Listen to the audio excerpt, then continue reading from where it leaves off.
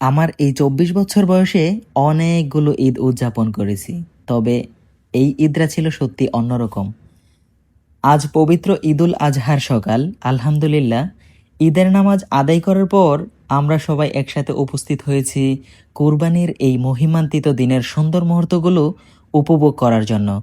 চারদিকে উৎসবের আমেজ, মানুষের মুখে আনন্দের হাসি এবং ঈদের আনন্দে ভরে উঠেছে পুরো পরিবেশ। আমি বর্তমানে মালয়েশিয়ায় অবস্থান করছি। মালয়েশিয়ায় কুরবানির ঈদের আয়োজন সত্যি অনেক সুন্দর এবং সুসংগঠিত। সকালবেলা মুসলিমরা পরিবার পরিজন নিয়ে মসজিদে ঈদের নামাজ আদায় করতে আসেন।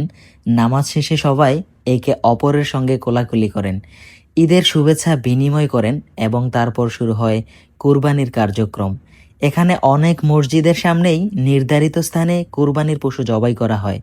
অত্যন্ত শৃঙ্খলাপূর্ণ পরিবেশে পুরো কার্যক্রম সম্পন্ন করা হয়। কুরবানির এই দৃশ্য দেখার জন্য শুধু মালয়েশিয়ানরাই নয়, বরং এখানে বসবাসরত প্রবাসী বাংলাদেশি, পাকিস্তানি, ভারতীয়, ইন্দোনেশিয়ান এবং বিভিন্ন মুসলিম ভাই বোনেরা উপস্থিত হন। সবচেয়ে ভালো লাগার বিষয় হলো এই দিনে সবাই সকল ভেদাভেদ ভুলে একসাথে মিলিত হন। কুরবানির মাঠে দেখা যায় মালয়েশিয়ান পুরুষ, মহিলা, যুবক যুবতী এবং শিশুদের স্বতঃস্ফূর্ত উপস্থিতি। ছোট ছোট শিশুরাও পরিবারের সঙ্গে এসে এই বিশেষ দিনের তাৎপর্য সম্পর্কে জানতে পারে এবং ঈদের আনন্দ ভাগাভাগি করে। ঈদুল আজহা মুসলিম উম্মার জন্য ত্যাগ ও আত্মসমর্পণের এক মহান শিক্ষা বহন করে।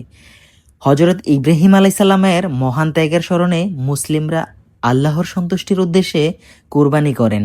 এই দিনটি আমাদের শেখায় নিঃস্বার্থ ত্যাগ, সহানুভূতি এবং অসহায় মানুষের পাশে দাঁড়ানোর শিক্ষা। মালয়েশিয়ায় কুরবানির পর পশুর মাংস সুশৃঙ্খলভাবে ভাগ করে আত্মীয় স্বজন, প্রতিবেশী এবং অসহায় মানুষের মাঝে বিতরণ করা হয়। অনেক স্বেচ্ছাসেবক এই কাজে অংশগ্রহণ করেন। একসাথে কাজ করার এই দৃশ্য সত্যিই প্রশংসনীয় এবং হৃদয় ছুঁয়ে যাওয়ার মতো। ঈদের এই দিনে অধিকাংশ মানুষ তাদের দৈনন্দিন কাজকর্ম থেকে ছুটি নিয়ে পরিবার ও বন্ধুদের সঙ্গে সময় কাটান। বছরের ব্যস্ততার মাঝেও এই দিনটি হয়ে ওঠে আনন্দ, ভালোবাসা এবং পারিবারিক বন্ধনের এক বিশেষ উপলক্ষ। সবাই নিজের সাধ্যমতো ভালো খাবার আয়োজন করেন এবং প্রিয়জনদের সঙ্গে সেই আনন্দ ভাগাভাগি করেন। প্রবাস জীবনে পরিবার থেকে দূরে থাকলেও ঈদের এই পরিবেশ অনেকটাই দেশের অনুভূতি এনে দেয়। চারদিকে তাকালে মনে হয় যেন পৃথিবীর বিভিন্ন প্রান্ত থেকে আসা মুসলমানরা আজ একটি বড় পরিবারের মতো একত্রিত হয়েছে। সবার মুখে আনন্দ, সবার হৃদয়ে ঈদের ভালোবাসা। আমার কাছে সত্যি দিনটা খুব ভালো লেগেছে। আজ এই পর্যন্তই। Thank you so much.